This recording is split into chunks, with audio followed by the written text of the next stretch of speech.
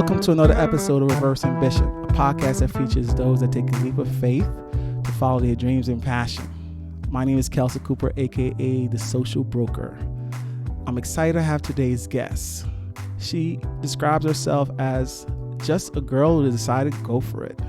She's an actress, host, a sought-after speaker.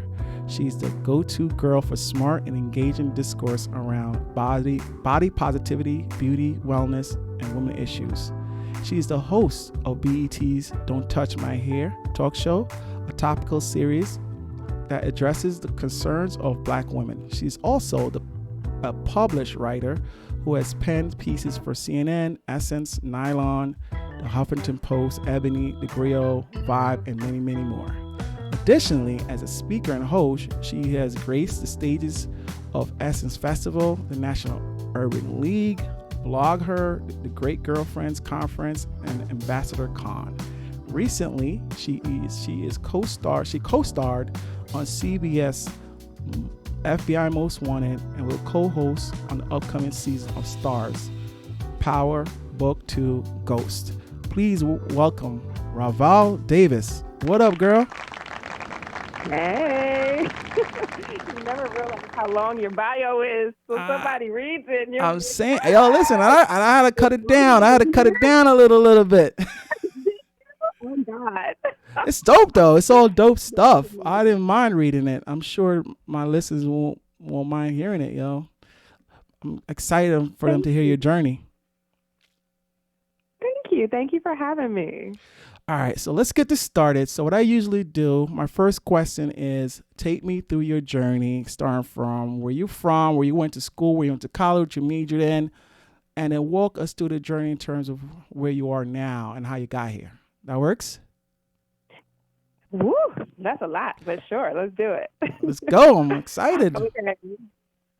Let's go. All right. So I'm from D.C., from Washington, D.C. Okay, Chocolate City. Chocolate City, the original Chocolate City, although things are changing, you know. But I love D.C. I love that I'm from D.C. Mm-hmm. And I went to, and so since we're talking about schools, I know you're talking about college, but I have to shout out my elementary school, Nanny Helen Burroughs. Because it was such. What's the name of it again? What's the name? What school was that? It's called Nanny Helen Burroughs Elementary School. Okay. And it was so impactful to go to school there.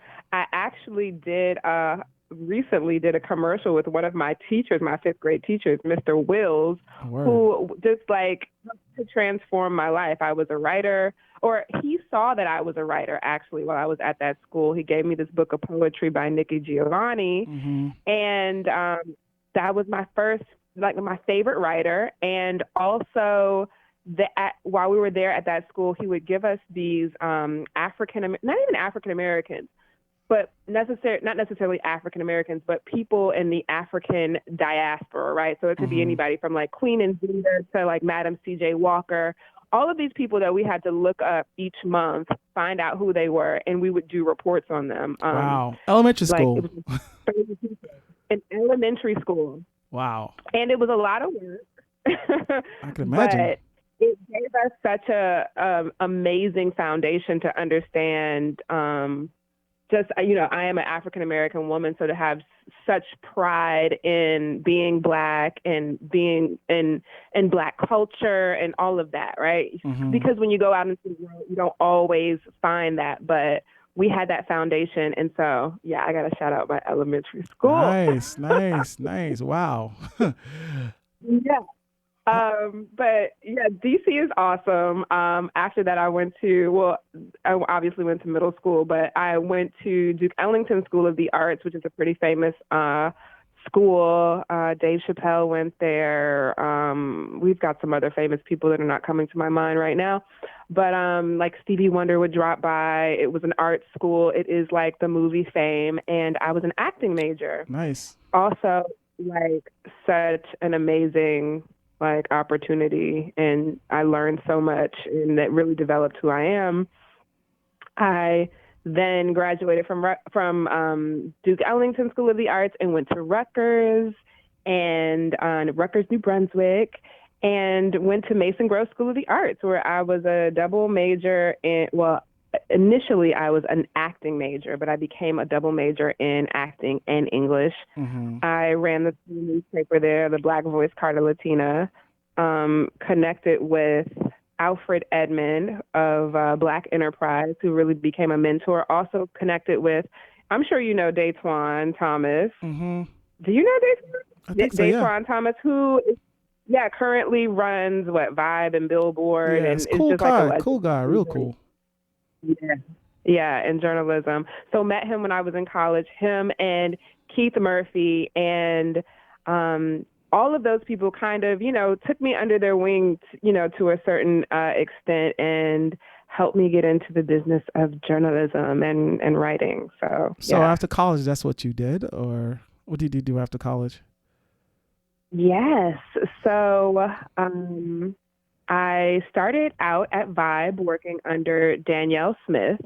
So, and let me just say this. I majored in acting, and really my dream and hope for a long time was to be an actor. But when I was in college, the woman who ran our program had this conversation with me. At the time, there were maybe two Black women who were like major actresses, which were Halle Berry and Angela Bassett. Like, they were kind of the only working Black actresses at the time who had like major careers. Mm-hmm. And she had this conversation with me that basically was like, listen, you're a Black woman. It's going to be really hard for you to get work. So, wow. you got to go into this knowing that. And, I'm like 18 years old. I'm like 17, 18 years old in my freshman year of college. And then she also said, and you have to lose weight. Like, What? in mind you. She was an advisor? Mind you, she ran our program. She's in charge of the BFA, the Bachelor of Fine Arts program at our school. And she wasn't telling me things that I had not heard ever before. But in that moment, it was really discouraging. So, and I think it's not like this thing that no one's ever heard of, that, most actresses are very thin and will do lots of crazy things to stay thin, Right. And we didn't have, as many different types of people on television as we do now. Like, listen, don't give her no pass. Really, she was horrible. She was horrible. I thought she was horrible. Like, how, this is, you're 18 years old. This is what you wanted to do. And she didn't tell you anything that will inspire you to move forward. I'm like, wow. Anyway, I'm sorry. I just had to say that. It was I had to say that. Thank you for saying that. It was actually very discouraging. Uh-huh. And so I was also a writer. So that's when it discouraged me to the point where I was like, okay, clearly acting is not going to be a way that I can actually make money and support myself. Mm-hmm. So what else am I good at? And so I was always a great writer. I fell in love with it. Like I said, when I was in elementary school, I won awards like when I was a kid for writing. So I said, let me go be a journalist. And so when I graduated from college, I started out at Vibe working under Danielle Smith. I went from there to Word Up, Hype Hair, Today's Black Woman. And I helped Angela Simmons start her magazine, The Rundown. At the time, I was on Run's House with her, which was really cool. And because it was my first year out of college, everyone thought I was famous and rich, which was not the case. You just had access. You had access, though. Yeah, but I think people definitely at that time had this false impression that if you were on TV, oh my gosh, and right, nope, I am making $25,000 a year. Okay, so this is just starting out. That's around how much money you made. Yeah, I may have made 30, but definitely 30 and under. Were you living in New York at the time? I was in New York. That's what you made starting out as an editorial assistant, as a journalist in New York. Even had roommates, of course. Went through all of the roommates. but it was good times. Right, right. I mean, you were chasing your dreams, kind of, sorta, as a writer.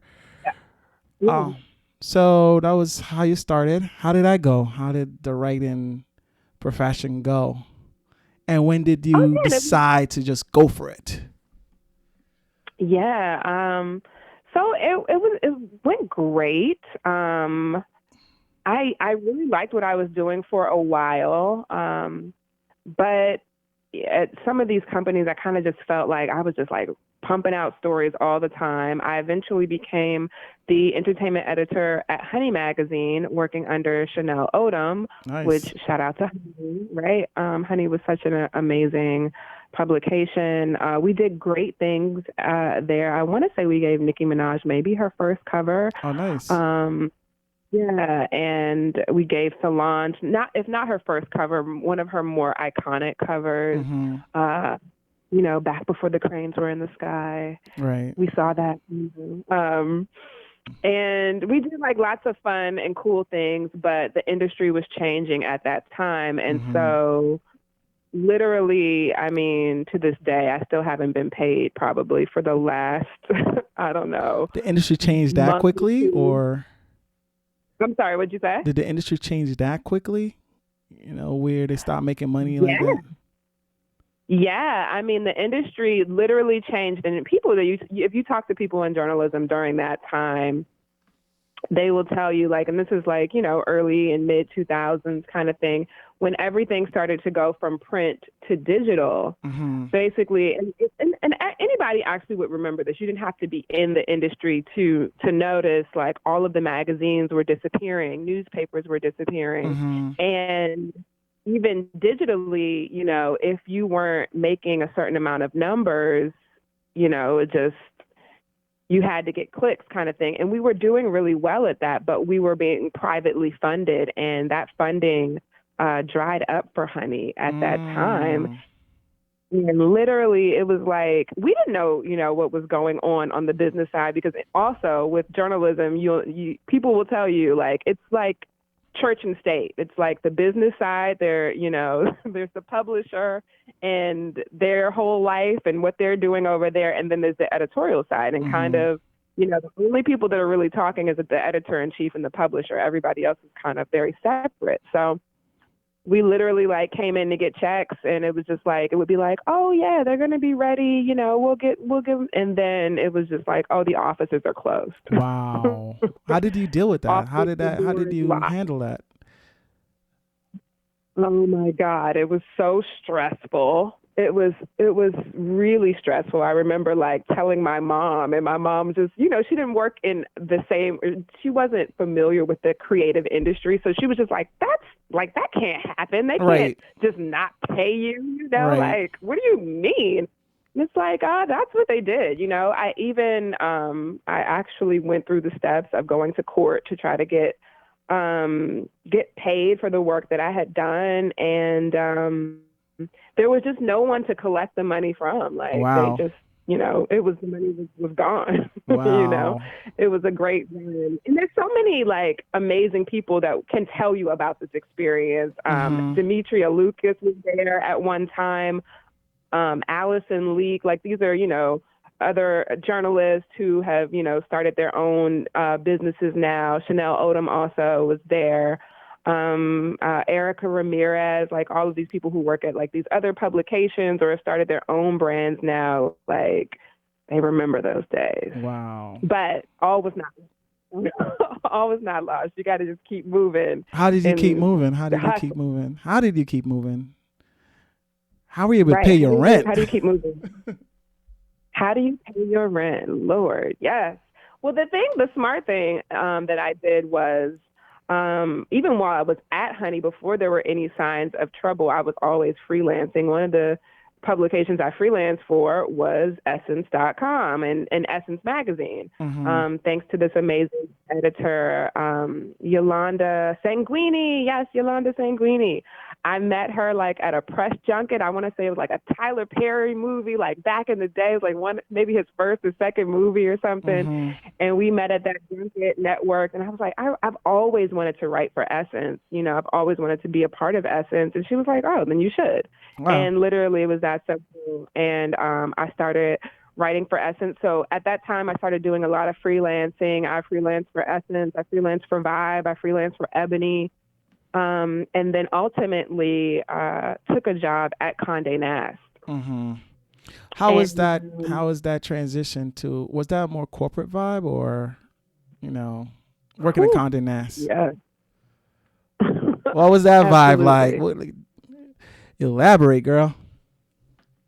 Condé Nast vibe is especially at that time. I think it's probably a bit more diverse now, but at that time, it was, they called the people that walk the halls the clackers, and it was literally the Devil Wears Prada. It was that. Oh wow. That's exactly what that movie is based off of. It's based off of Vogue and Condé Nast. And initially, I came in as an editorial assistant. I took a few steps back because I had become an editor. I'd worked my way up to editor, but going into Condé Nast, I took a step back and became an editorial assistant to two really famous editors for all of the Vogues and Vanity Fairs. And Mm-hmm. I'll tell you, the interesting thing is, too, just being completely transparent, the way that I got the job was I started working at a temp agency because, like you said, got to pay the rent. Mm-hmm. So I started working at this temp agency. And, they knew I had a background in journalism and writing. And so when this temp opportunity came up to be a temporary editorial assistant, they naturally, thought of me. And I mean, it was an opportunity even today, people would kill for that opportunity to go be an editorial assistant to, the editors of Vogue and Vanity Fair. And this was all of the non-English speaking Vogues and Vanity Fairs, or not even, I can't just say non-English, but outside of America. Mm-hmm. I worked on that. And that is where I realized that I didn't really care about magazines and fashion. Mm. Yeah, it was really, really stressful. And they wanted to argue with me about how to say names of fashion houses that I didn't care about. And so from there, I transitioned into marketing at the same company and started working in marketing at Condé Nast, and then went on to have an entire marketing career. How was that? Went from, what'd you say? How was your marketing career? How was that? How was that experience?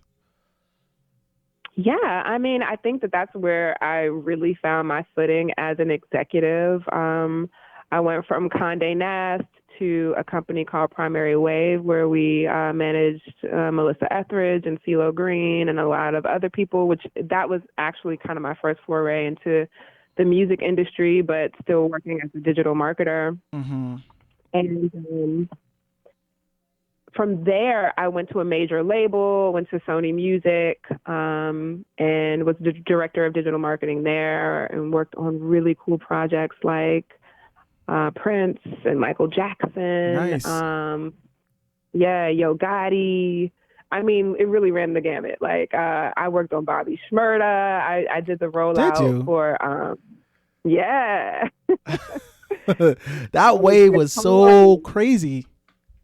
It was a crazy wave. And yes, that was my digital marketing. I can't take credit for all of it because he is such an amazing phenomenon, and he was such a great kid at that time. He's obviously a grown person now. But yeah, he's just charismatic and amazing. So he created a lot of that on his own, but we were able to really kind of take it to the next level and create this amazing wave in music and in New York in general. I remember when Jay-Z called The Office, Oh, word. Called and was I got my eye on him. Yeah, wow. you guys are killing it with this. Yeah. It's unfortunate what happened to him. Moment. It's been very unfortunate what has happened. And I have faith that he'll come back from that.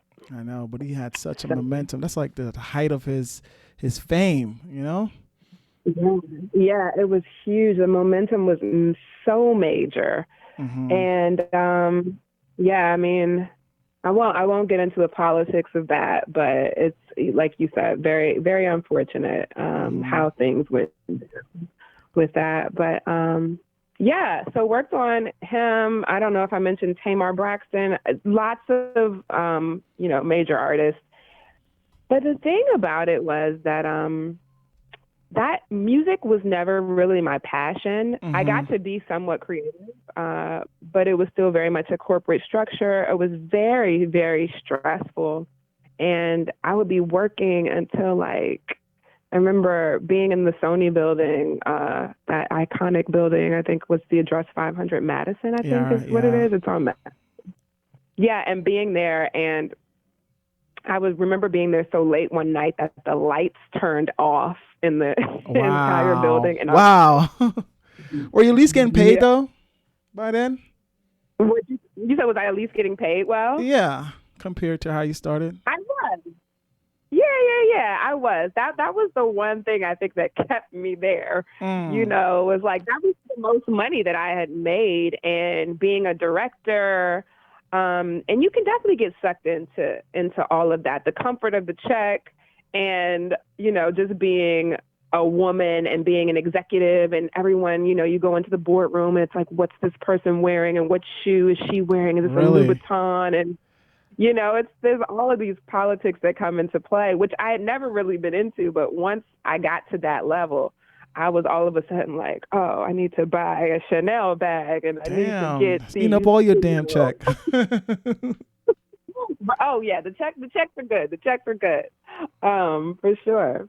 Nice. But I just ultimately realized, like, just being so stressed, I started to question, like, why am I doing this? Mm-hmm. Um, And like I was just like, and I kept saying to myself, what am I passionate about? I'm not passionate about this. And I asked, talked to one of my friends. I don't know if you know Miles Marshall Lewis. Mm-mm. Name Who sound is familiar though, but yeah, he's a pretty well-known writer. Also from the Vibe days, and has mm-hmm. written lots of cover stories for Essence and blah blah blah, and a few books as well. Nice. He gave me this book called The Vein of Gold, to help me find my passion. That happened. And then also, one of my good friends suggested that I go to Tony Robbins' Unleash the Power Within. Mm-hmm. Did you do all that? And I did. I did do all of that, and I walked on fire. You what? Um, I don't know. Are you familiar with Tony Robbins' Unleash the Power Within? I'm familiar with Tony Robbins, but I don't remember, I'm not familiar with Walking on Fire. Like, wow. Wow. Yeah. So when we finish this, you'll go Google the pictures of like You Oprah, know I am. or the video of Oprah like walking on fire. But that's like his big thing. That was like one of his big draws, or what he's really well known for. So I did all of that, and I would say that was really it it it was a process over time of me just getting tired of not working in my purpose, but that Mm-hmm. really was one of the major catalysts to me pursuing my career that I'm now in as an actor Mm-hmm. and a host, and doing all and just like stepping into my purpose. Right. So after the Tony Robbins Walking on Fire, what did you do to like F music industry? I'm going to be an actress. And how did you start Yeah. that? How did you start that journey? Like, Yeah, I know. It's like it was such a journey. How did I start the journey? Well, for one, um, I, I guess so. So that program, the Unleash the Power Within, it causes you to really want to make a drastic change in your life. He does this thing where he takes you through a meditation. It's kind of like a negative meditation of what your life will be like mm, if you don't pursue the things oh, that's that dope. you truly desire. Yeah. Like if you never go after that girl that you really want, if you never try to get that job or start that business or whatever, what does your life look like? And it's like, okay, now you're 40, now you're 50, now you're 70, you're 80. Like, what's going on? So, I mean, are you married to somebody that you hate because you didn't go after the guy that you liked, whatever. And he takes you through that meditation. And when I tell you, you're in there with people were like wailing and crying. It was such a transformational moment. And it really was that for me, too. You were wailing and crying? I have to. Were you crying? I did cry. I definitely did cry. I wasn't the person wailing, though. I did remember there was a person in there that was literally like wailing. You probably had one eye open and was like, what the hell? It was like we were at the funeral and, the whole family had died or something. Somebody was wailing so much, Right. Yeah. But so I knew I had to take an action to change my life, but I didn't know how to do it. And I think that's a really honest place to be. I knew I wanted to I had decided, and I always knew in my heart that I wanted to be an actor. But the thing that I did that really changed everything was I sent out an email to every person that I knew at the time, which included, celebrities I'd worked with, artists, managers, regular people. We went to kindergarten together and I had your email address. You got the email. And it was basically an email that was just like, hey, I know I've been working as a music executive, but I really want to be an actor and I have no clue how to do it. If you know anybody, if you have any information, I would love, to have it or know that person. And that did a few different things for me because, for one, I was really afraid of what people were going to think. Right.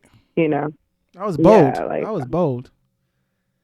Well, I can be extreme, but it worked for me in that sense because I had this fear of oh, what are people going to think? People are going to say, oh, this executive, now she wants to be talent. Okay, she's crazy, people are going to laugh kind of thing. And I actually talked to my therapist about this and having this fear of people.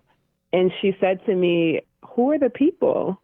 And I was like, well, the people are going to be and she's like, well, how many people are we talking about? She's like, is it thousands of people in an arena? Are we talking about a few hundred? What are we talking about when you say these people?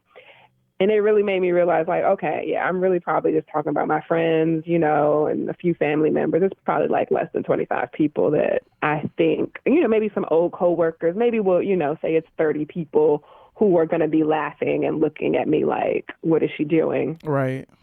But, so that helped me to make the decision to actually reach out kind of thing. But the crazy thing was that the response to that email was just it was so much love. It was, nice. It was yeah, it was great. It was. What was the response like? What were people saying?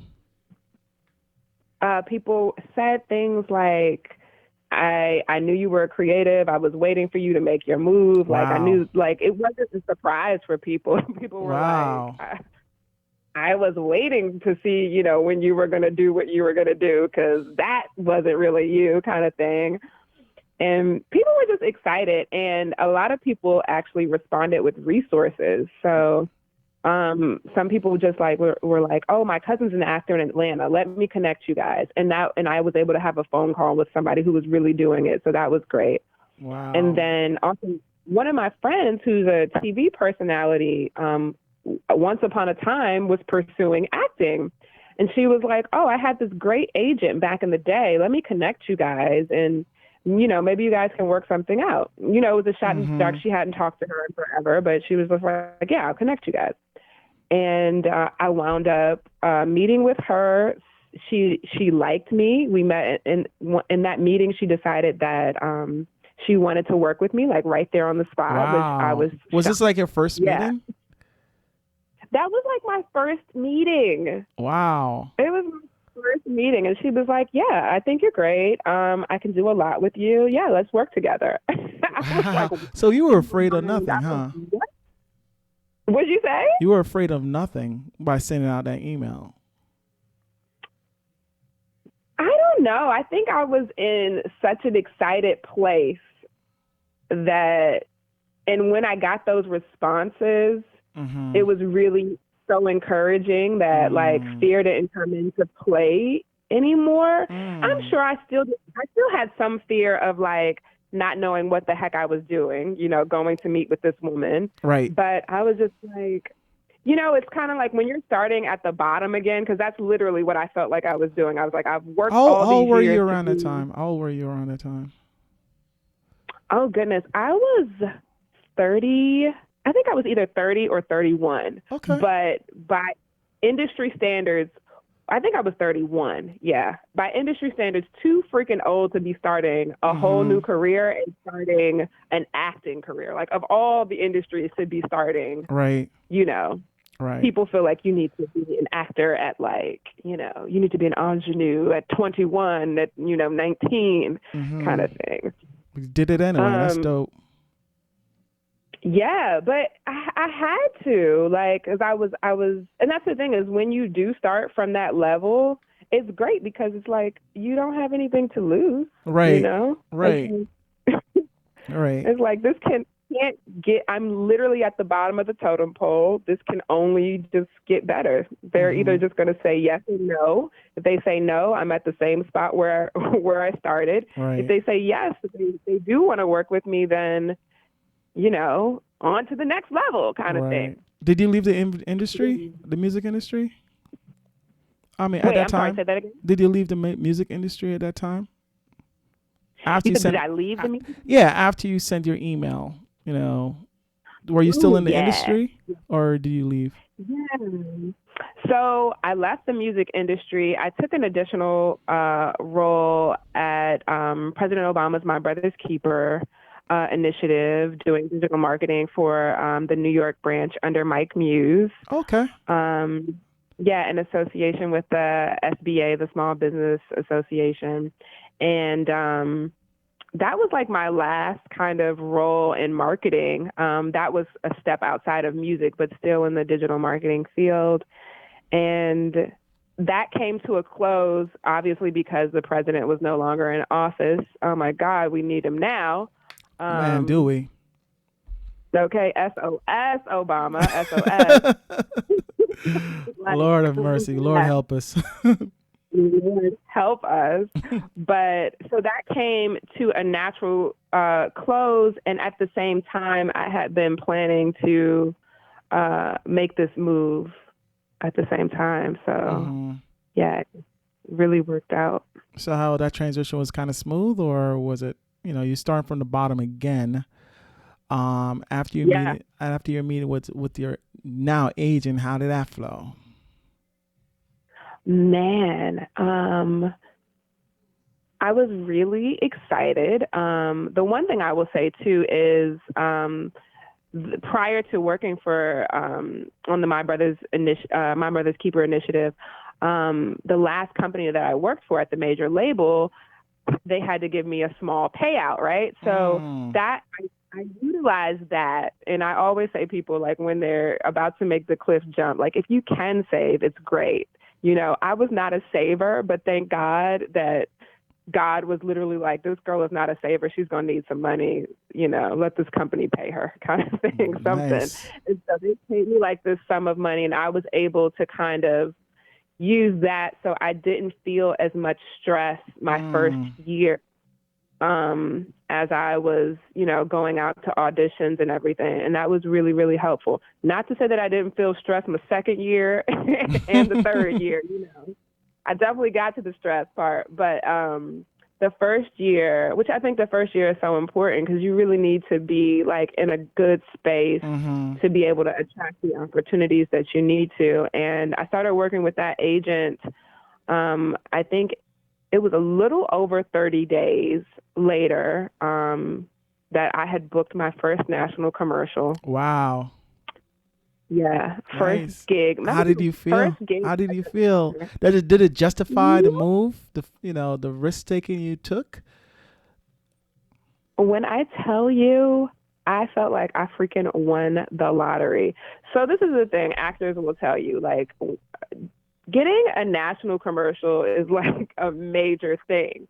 And for that to have been the first thing that I booked was really just confirmation. Mm, Yeah, it was so good because it wasn't like, like a cute little job where they were like paying me $1,500 or something like that. It was like a really nice check. They flew me to Miami. They treated me like I was Beyonce. Okay. nice. Like, you Nice. know, I had my own trailer, and if I remember like stepping out of my trailer and saying like, "Oh, I need to go to the store and get something," and the PA was like, "Oh, we'll drive you there," and I was Wow. like, "The store is literally maybe 1,500 feet that way. Like, Right. I could just walk there." And he was like, "No, no, we're responsible for you. So either I can run and get it for you, or I can drive you there." And I was Nice. just like, "Whoa." Nice. And a few This minutes is what I've ago, been you were missing like all a week. miserable record, exec. Wait, I'm sorry. I didn't hear the last I part was of gonna what you say, said. at a few minutes before, not a few minutes before, but shortly before, you were just a miserable record exec. Exactly. You know? Exactly. Yep. Wow. Wow. I could Yeah. imagine how that feel. It sounded like you were so euphoric. It's like, oh my God, this is it. It was straight up euphoria. Like it was amazing. But that's the thing is like that doesn't last the entire time. Hmm. I definitely felt like, oh, this is it. Like this is gonna be like this is my new life. Right. Like I'm gonna get treated like Beyonce every day. Nice. Right. But How did that go then? yeah, What's the reality of it all? yeah, no, that definitely doesn't last. But I mean, it comes and goes, and I think that's the thing is when you jump out there and decide to bet on yourself and do your own thing, you have really high highs and you have really low lows sometimes too. You have those moments of like thinking like, oh my goodness, okay, I'm waiting for this check to come in, and and because at that time I was a non-union actor, so Mm, the thing about being a non-union actor is they have up to 90 days to pay you, wow. and That's even three if they don't months. pay you in 90 days, right? 90 days is crazy, right? Right. Yeah, like a company, you can literally break a company, you can break a person in 90 days. Like financially, Hmm. you don't get your money for 90 days. It's a lot. So I had a lot of those times where it's like, okay, I'm trying to figure out how am I going to pay this rent or whatever I need to do, borrowing money out of my 401k to pay bills because I'm Wow. waiting on a check kind of thing. So yeah, there definitely were like tough times. But it's a learning curve. It's a whole new industry. I am almost 5 years in now, Hmm. and I understand things in a whole new way. But yes, I'm a full time working actor and host now. I'm a union actor. I'm a SAG-AFTRA Nice. actor, and yeah, it's I So just how do feel you feel very, now? How do very you feel now? You feel like you made it, or you're on your way, or you still got a lot to do? How do you feel? all of the above. Like I feel so blessed just to get where I am. My main objective was always to be a working actor. When I started, I was just like, I just want to be able to make a living doing something I love to do. Mm. Yeah, and I'm there. Like I literally am not stressed financially. I literally pay all of my bills and From being a some working extras actor. too From being a working actor. from being a working actor. Yeah, from being a working actor and host. So that was really the goal. So that is, you know, my baseline for success and what I've been trying to do over the last 4 years, and really just coming into it in this last year, being like in a space where I'm comfortable, you Right, know? right. Mhm. How is Yeah. how is the work you put in affected your your life, your personal life? Does it take a toll on anything? Is it a sacrifice you have to make? To that I say, what personal life? Okay. what, what No personal personal life are life. you even talking about? There is no personal life. There is only it's Wow. I think my career has taken over my life, but I'm not mad about it because I get so much joy from what I do. Like Mm, like I remember when like summertime would come and everybody was talking about all their vacations they were going on and stuff. And I used to be that person that wanted to travel all the time. And I'm just like, I kind of want to stay in New York and work. Like, wow. or like when Christmas would come and like the industry was shut down, I would be like, I mean, I love Christmas, but can we get back to work, guys? Right. Like, come Nice. on, you know? Cause you was Like, because I you was really, loving what you're doing. You were loving where you are. You were loving that you were making a living off your passion. yes, yeah. It's amazing. I feel amazed every time I go on set and I'm like, whoa, I'm getting Right. paid Right. to do Right. this. Right. So, you say you're 5 years in. Where do you see yourself in the next five? And what's your ultimate goal? Next 5 years, definitely a series regular on a television show on a major network, for sure, Mm-hmm. and also hosting a television show as well. And would love to do some films. I've done a few. I've done maybe what have I done one? I think I've done one. I've really been focused more so on television, Mm-hmm. and but yeah. So I see all of that. And you said what's like the ultimate goal? Yeah. The ultimate goal is obviously like on a spiritual level to be like good with me and God and all of that, but on like just a career level, to be Oprah. Okay. Okay. Why not? Why the hell not? Why not? And by that, I just mean like I want to have enough money, power, and influence to be able to create not only to act in amazing work, but to create amazing work and tell the stories of Black people, of women, of just to tell the stories that haven't been told yet. Because I think there's so many out there.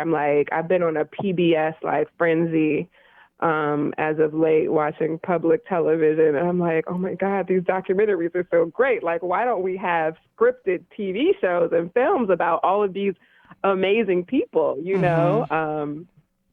And so, yeah, I hope to be in a space where I can really influence the industry because being an actor and being on screen is often it can be very influential obviously to the people who are watching. People need to see themselves and see a reflection of themselves, but also to be more influential behind the scenes as well. So Right. I think yeah, that's like the ultimate goal, to I be think a I think your time creator. I think your timing is right because I think more and more of our stories are being told, and Hollywood is finally seeing the money making opportunities in our stories. So I definitely Yeah. think you could do it, and I definitely think you will do it. So let me wrap this up. Thank So this is you. a Thank great story, you. by the way. I mean, this is exactly why I do this podcast because I feel like there are so many people like you who are miserable at what they do and they're so scared to take their leap. What would you Yeah. advise those people that's in corporate America, wherever they are, not living their purpose and not loving what they do? What would you advise? Also, what would you advise somebody like 18 years old who had an advisor said lose weight and freaking be realistic in terms of your goals? What would you advise a young girl like that? Yeah. Um, yeah, I would say, what I say to that is that you are perfect as you are. And the reason you know that is because God created you how you are and loves you just how you are. And that's how you know that deeply. But also, whatever industry it is that someone's telling you you can't be a part of because of the way you look, the color of your skin, how your hair curls, what your body type is, whatever, that industry is actually waiting for you to be the first person or the second person to revolutionize it, so that then all of the other girls who look like you can be a part of that and can see themselves and be reflected in that. And that's in industries across the board, whether it's TV, whether it's in the boardroom, whether it's in beauty campaigns, whatever it is, you know. Yeah, I would say that, like, there are no limits. That's dope. What about the miserable 9-to-5er who knows that they're not living their passion, and they may forgot what their passion is, you know? How do you advise them to reconnect with that and do what they need to do afterwards? I like the way you said that, actually, too, that they may have forgotten what their passion is, because I think that sometimes is the case. But I don't think we ever are, like, it's never a case of we don't know what our passion is. We know really from the time that we're children, and usually whatever your passion is, you probably were doing it when you were like 10 and 15 and throughout your life. So I think rediscovering your passion can be an amazing journey of just trying things out. And so maybe on your journey right now, I think, like, it's important to, like, reframe things, because maybe you're not miserable in your job. Maybe it's just like that season, it's time for it to come to a close, and, like, you're ready to explore something new and something different and try something else out, right? But I know it's hard with, you know, that check. It's hard to say no to the check kind of thing.